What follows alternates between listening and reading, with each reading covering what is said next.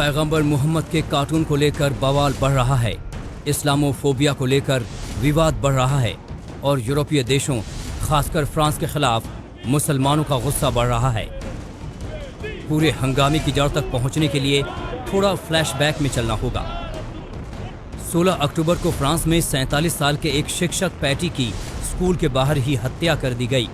Patty की हत्या करने वाला 19 साल का शख्स था जो चेचन्या में पैदा हुआ था। बताया जाता है कि पैटी नागरिक ने शास्त्र की कक्षा में अपने छात्रों को पैगंबर के कार्टून दिखाए थे, जिसको लेकर भारी नाराजगी थी। पैटी की हत्या के बाद फ्रांस में इस्लाम के खिलाफ लोगों का गुस्सा 7वें आसमान पर पहुंच गया।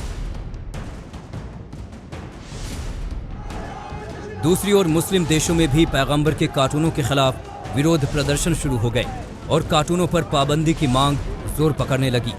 लेकिन जब मारे गए शिक्षक पैटी को श्रद्धांजलि देने फ्रांस के राष्ट्रपति मैक्रो पहुंचे तो उन्होंने साफ कर दिया कि फ्रांस पैगंबर मोहम्मद के कार्टूनों को नहीं रोकेगा और फ्रांस का भविष्य कभी इस्लामवादियों के पास नहीं होगा। मैक्रो के बयान के बाद दुनिया भर के मुसलमानों का गुस्सा और भड़का। मध्य पूर्व के देशों से लेकर पाकिस्तान तक के कारोबारियों ने प्रदर्शन किया और फ्रांस के सामानों के बहिष्कार की मांग करने लगे। टर्की के राष्ट्रपति तैयब अर्दोगन ने एक भाषण के दौरान मैक्रो पर जोरदार हमला किया।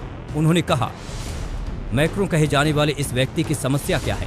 उन्हें मानसिक स्तर पर उपचार की आवश्यकता है। जॉर्डन के विदेश मंत्रालय ने भी अभिव्यक्ति की स्वतंत्रता के बहाने पैगंबर का अपमान करने वाले कार्टून के प्रकाशन की निंदा की। कुवैत में सुपरमार्केट ने बहिष्कार अभियान का समर्थन करने के लिए अपनी दुकानों से फ्रांसीसी उत्पादों को निकालना शुरू कर दिया। सोशल मीडिया पर भी अभियान चलाया जाने लगा और लोगों ने मैक्रो पर इस्लामोफोबिया फैलाने का आरोप लगाया। टर्की और दूसरे इस्लामिक देशों के बाद पाकिस्तान के प्रधानमंत्री भला कहाँ पीछे रहने वाले हैं? इससे कहाँ मतलब कि देश की हालत पस्त है? इसकी कहाँ फिक्र कि आतंकवाद को लेकर किरकिरी हो रही है? लेकिन इस बात की फिक्र जरूर है कि पश्चिमी देशों के खिलाफ मुस्लिम देशों को एक साथ लाना है।